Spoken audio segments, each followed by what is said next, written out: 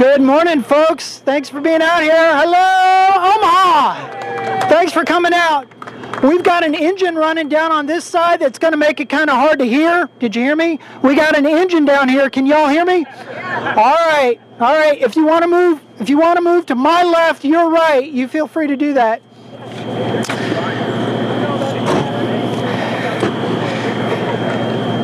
Excellent. Thank you all for being out here. We're happy to be here. My name is Kana Gonzalez. I am speaking today on behalf of the Values Bus, which is here sponsored by the Heritage Foundation and Family Research Council. We're taking a national bus tour to talk about our issues, and I want to tell you a little bit about who we are, why we're here, and what you can do. And then I want to introduce several special speakers that we have today. We will try to keep this quick, so if you bear with me, we'll try and get you out of the humidity as quickly as we can.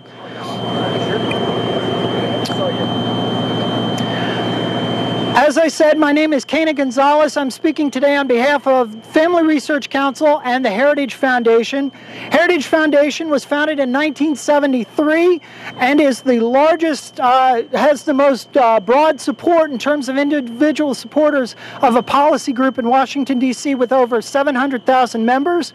Several of you are here today. Thank you for showing up. Heritage develops public policy solutions for America that advance free enterprise, limited government, individual freedom, and traditional values, as well as a strong national defense. We want to thank Heritage for being a part of this tour. I work for the Family Research Council. We're the young partner on this group. We've only been in Washington, D.C. for almost 30 years, since 1983. We advance faith, family, and freedom in public policy and in public opinion. So we have a great group of policy experts that look at different aspects of public policy that affect American families, faith, family, and freedom. And we also speak regularly on the Hill, influencing lawmakers. And part of our DNA is stirring up the grassroots. So we are really excited to be with y'all here today. You'll have to excuse my southern accent. I am from Texas, but it is a pleasure to join you in Omaha. I want to introduce two of my colleagues very quickly. John Schuler is here on behalf of on behalf of Heritage Foundation and Heritage Action. It's a great group. I'll tell you a little bit more about why John's here and what he's got at the table. And then my colleague around here somewhere is Chris Bosch from Family Research Council, and he'll be here. I also want to recognize several special folks who have helped make this event possible.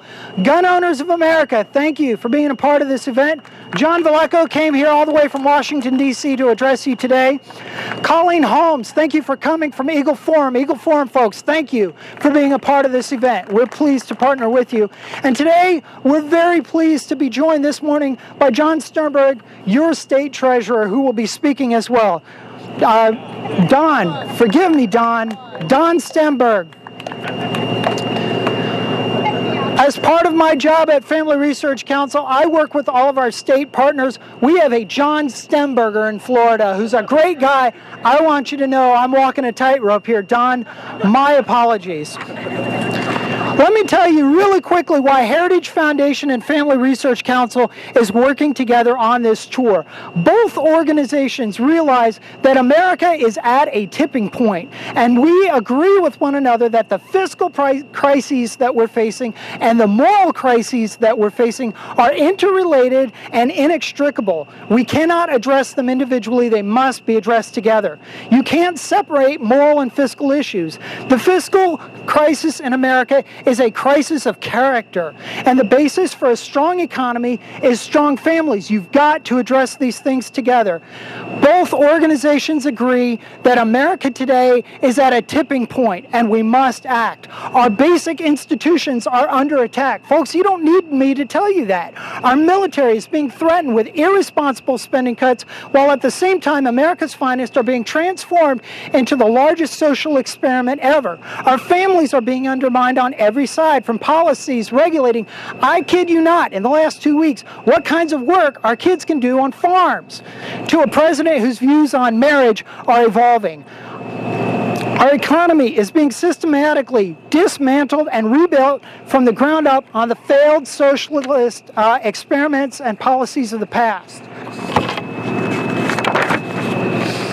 And our religious liberties are under attack as never before, as this administration insists on inserting itself into our churches, into our synagogues, and into our religious institutions and communities, mandating that organizations cover treatments under their medical insurance policies that violate their consciences, abortion coverage, and abortion-inducing drugs, as well as contraceptives. Folks, America is under attack. Ronald Reagan famously said that some of the most dreaded words in the English language are, "We're from the federal government and we're here to help." Folks, I'm not from the federal government. I'm from Washington, D.C., and I'm here to ask for your help.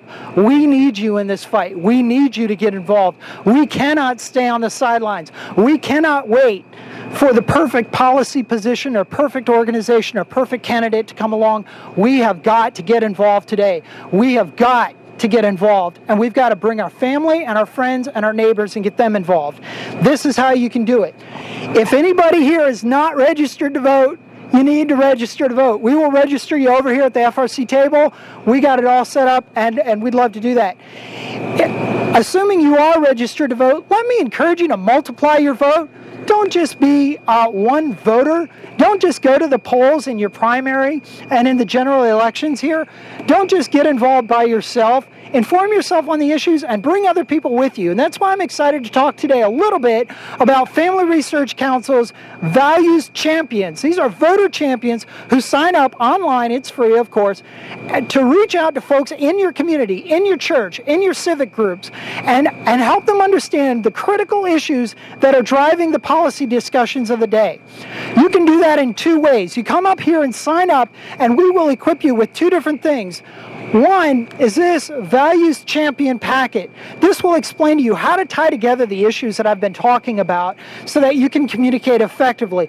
The second thing is that Family Research Council, in partnership with other organizations, has pre-identified likely conservative Christian voters who are not registered to vote and are not involved in the public policy process. Folks, by some estimates nationwide, we think that it could be up to half of conservative Christian voters are not registered to vote, and half of those that are registered to vote didn't vote in 2008. We've got to bring those folks into the system.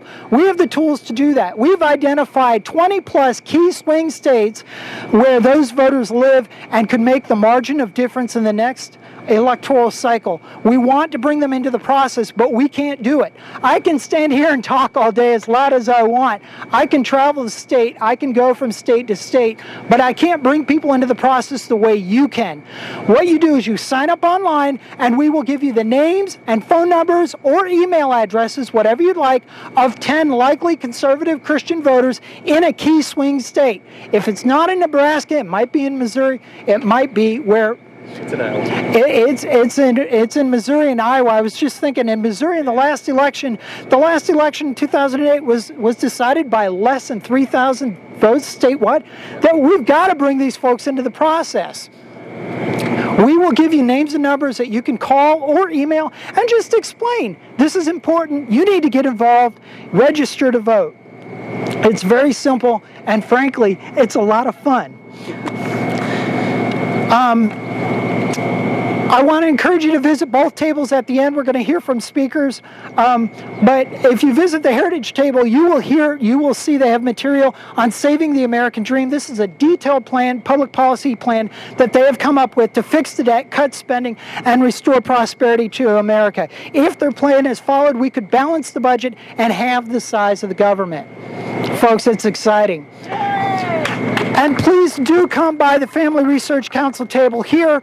As I said, we work on strengthening families, protecting life, and defending religious liberty. We'd love to tell you how we do that. We work with state and local groups all across the country, including Dave Beidelek of Family First here in Nebraska. He's been here for a while. He's in your state house. He knows your legislators. So we're not just looking at the federal level. We're looking at the state level. We want to work with you. We want to plug you in. So sign up at both tables with both organizations for up to the minute information from Washington, Washington, D.C.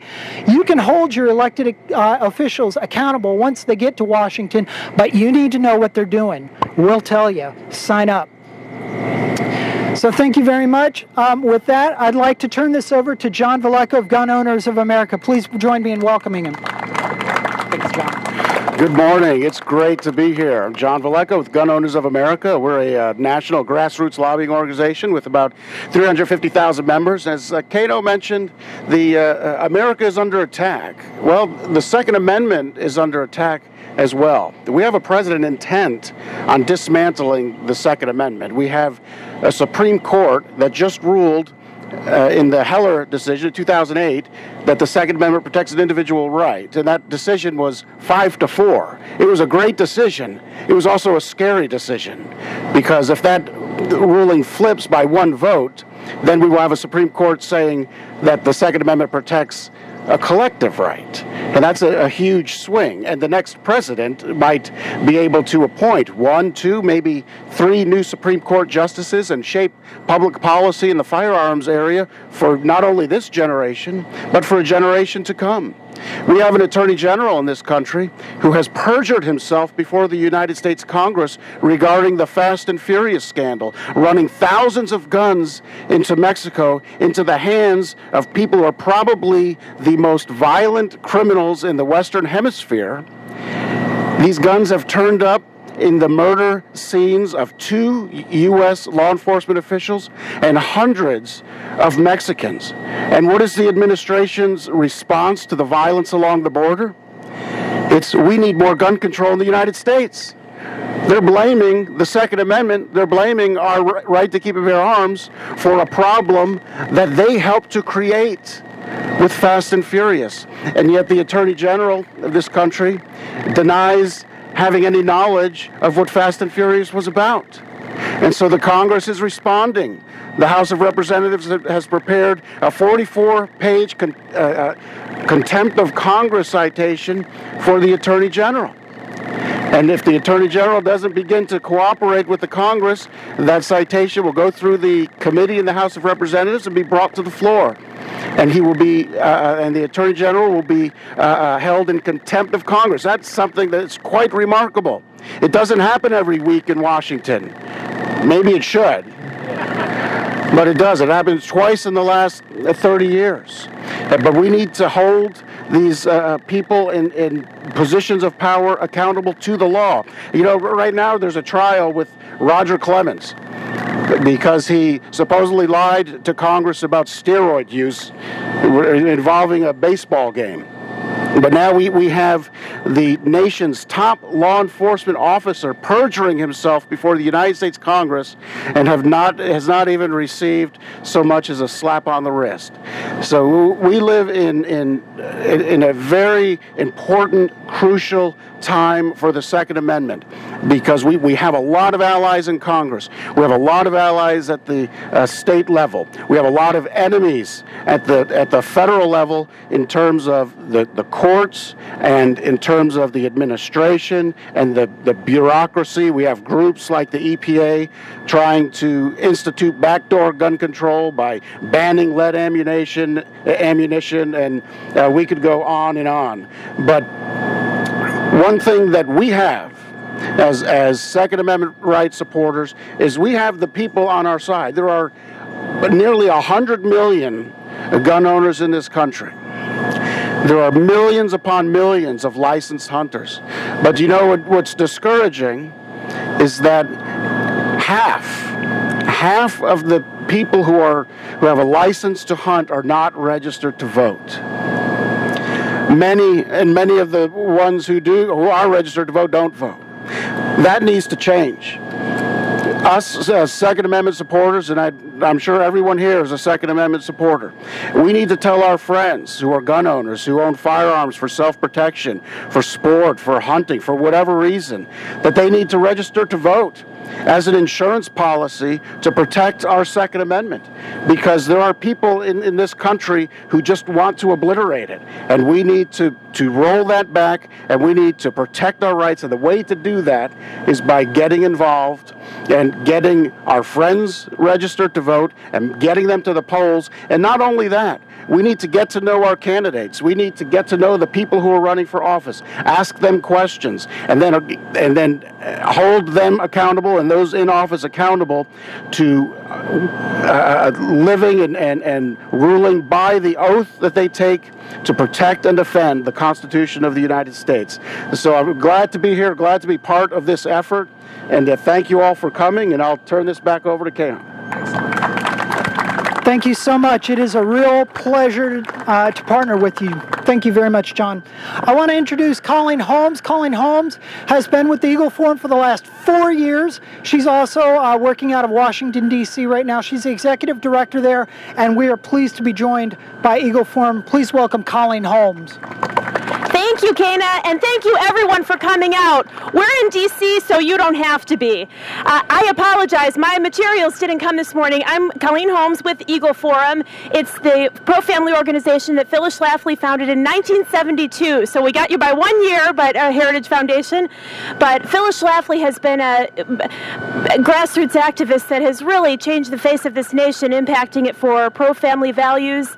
I'd like to urge you to visit our website, www.eagleforum.org, and on there you'll see featured an article that Phyllis just wrote.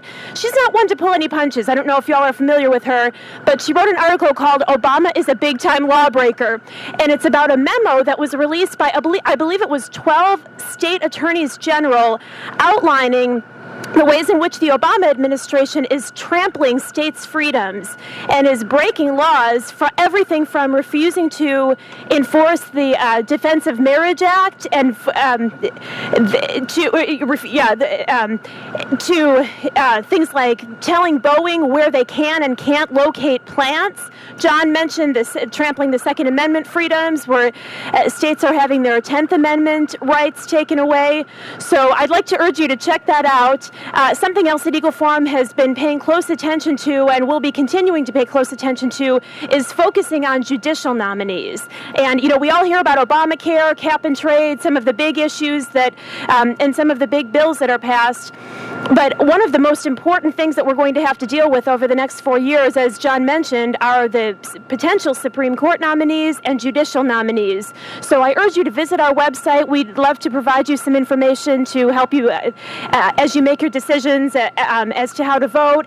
And I just want to encourage you, the past 4 years have been incredibly scary and depressing for those of us who are here, who share pro-family values and who love this country. But I want to tell you, being in D.C., the good news is that all of you are here. The real hope in this country is all of you getting active and staying active, voting not just in the general but in primaries, and as FRC is going to equip you to do, to get others voting, making sure you vote in those primaries where you have a choice among candidates. That's where your vote really matters. And also paying attention to the issues and never stopping contacting your members of Congress and your senators. And sometimes it just seems like it's completely futile, that it doesn't make a difference, but it really does. I've had members, even of the parties that we don't agree with or on issues that we don't agree with, people say, I would rather deal with my majority leader being angry with me than an angry constituent. So it's so important that you contact your members of Congress. Also, if you visit www.eagleforum.org, you can sign up to receive, we send out policy alerts just to keep you informed, and we also provide a mechanism where you can contact your members of Congress and your senators to let them know how you think and feel about various issues. So again, thank you so much for being here, and I look forward to talking to you. We'll be over here. Thanks, Kana. Thank you very much, Colleen. Folks, I'm pleased to introduce our last speaker of the day. We don't want to keep you too long out here in the hot sun. Don Stenberg, your state treasurer here in Nebraska. Welcome so much, Don. So pleased to have you here.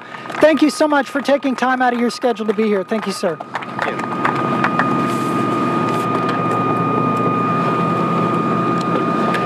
Well, good morning. I'm surprised a fellow from Texas thinks it's all that hot here in Nebraska. But thank you all for coming out today. This is a critical time in the history of our nation. Our country is going in the wrong direction. Some say the solution is more government and higher taxes.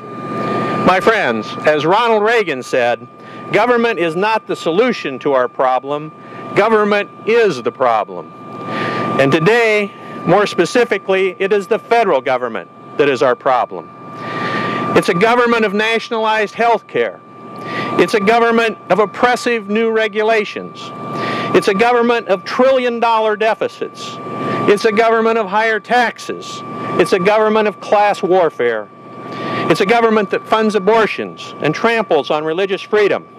It's a government that blocks our domestic energy development. It's a government that refuses to secure our borders. It's a government that has failed America. But in 2012, we can change that government. In fact, I believe that 2012 will be a great year for freedom and for the future of our country. We need a new direction. We need to restore America. And restoring America must begin with defending our freedom. Our founding fathers understood that big government threatens our freedom. And the source of our freedom is not a benevolent government. Our freedom is not a gift of the government. As Thomas Jefferson said, the God who gave us life gave us liberty at the same time. The Declaration of Independence tells us that the source of our freedom is our Creator.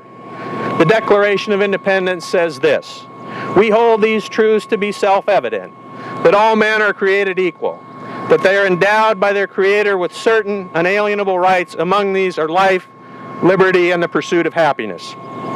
Today, these God-given rights are under assault. In this time and in this place, it is for us to come to the defense of these fundamental rights. It is a duty imposed on us by our forefathers. It is a responsibility that we have to our children so that they may know and enjoy the blessings of liberty that we have known. In 2000, I was proud to stand before the Supreme Court of the United States and defend Nebraska's ban on partial birth abortions. Thank you. 2 years ago, I was deeply disappointed when Congress voted to allow our tax dollars to be used to pay for abortions. It's morally wrong to use tax dollars for abortions. More recently, we have witnessed President Barack Obama's war on religion. He took federal funding away from religious organizations that have fought against sexual trafficking of women because those organizations oppose abortion on religious grounds. And even more recently, the Obama war on religion has attacked the rights of conscience protected by the First Amendment to the Constitution of the United States. They did that by requiring Catholic hospitals and universities to provide insurance company coverage for birth control, sterilization, and some abortion drugs. We must put an end to this war on religion. If we value our religious freedom, we must do that.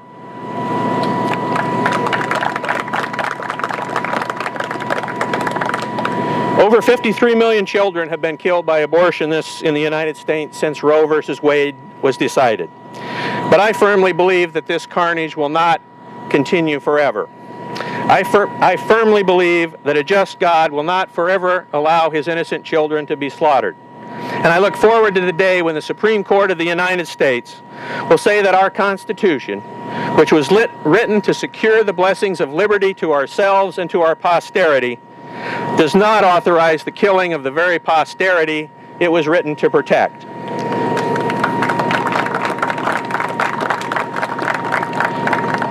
Until recent days, marriage in the United States and throughout the Western world has been understood to be the union of a man and a woman. The nuclear family has been the building block of civilization through the ages. It is an institution that is used to care for and socialize the children of each succeeding generation. There are those now who wish to dramatically revise the institution of marriage. These efforts should be opposed. We need an amendment to the Constitution of the United States that will define marriage as the union of one man and one woman for all purposes of federal and state law.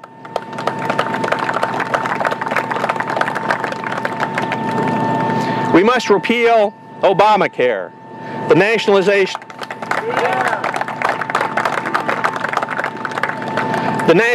of health insurance will be a disaster for our nation, both financially and in the way that it takes away the individual right to deal with their doctor and their own medical care instead of being dictated to by a bureaucrat in Washington. We must cut federal spending. We cannot continue to run up trillion-dollar deficits, and we need an amendment to the Constitution of the United States that requires a balanced budget.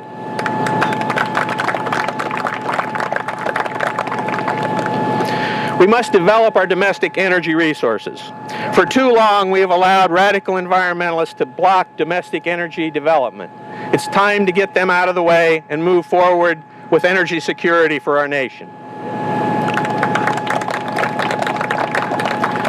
And we must secure our borders because our national security demands it. And finally, we must stand firm in defense of the Second Amendment, life and religious freedom. And what do we need to do to restore America's greatness? I believe that it begins with faith. The Bible tells us what is needed to restore a nation. It is written in 2 Chronicles that if my people who are called by my name will humble themselves and pray and seek my face and turn from their wicked ways, then I will hear from heaven and I will forgive their sin and heal their land.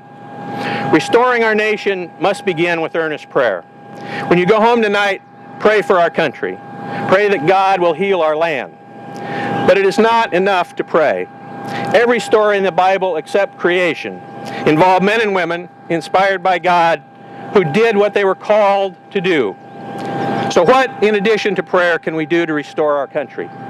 Number one, vote. And you know, some people tell me, I only have one vote. It doesn't really matter that much. Well, that's all the votes any of us have. We have one, and we need to use it wisely.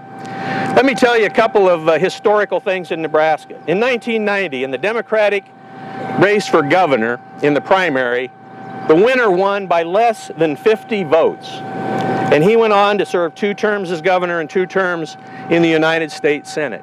That's what less than 50 votes led to. And on my own first winning primary for Attorney General in 1990, I won that one by less than 1 vote per precinct. So your vote is very important, and your neighbors too. So number 2, talk to your friends and neighbors and get them to vote. And number 3, help the candidates who are courageous and who share your values, your hopes, and your dreams for America's future. If we believe in freedom, if we believe in America, and I know that you do, then let us go forward boldly, with courage, asking for God's help, loving freedom, remembering those who gave their lives for our freedom, loving our country, and changing our government, so that our posterity will say of us that when the challenge came, we had the courage to defend our freedom and restore our nation. May God bless you, and may He be with each of us as we work together to restore America. Thank you. Very much. Thank you. Thank you. Thank you very much. Thank you. Don, thank you for those remarks. I should have had you go first. Don, I hope you'll join us afterward. We're going to wrap up now. I'd like to invite all of the organizers and sponsors up here to the tables, and I'd like you to come up and greet these folks. Let them know that you appreciate their coming here. Don, thanks again. That was wonderful and very inspiring. I just want to quickly remind you what we have at the 2 tables, as well as the other folks who are sponsoring today. Heritage and FRC are here to tell you how you can save the American dream and how you can multiply your vote and make sure that your vote counts for more than just one. So come on up. Thanks for being here. God bless y'all. It's good to see you.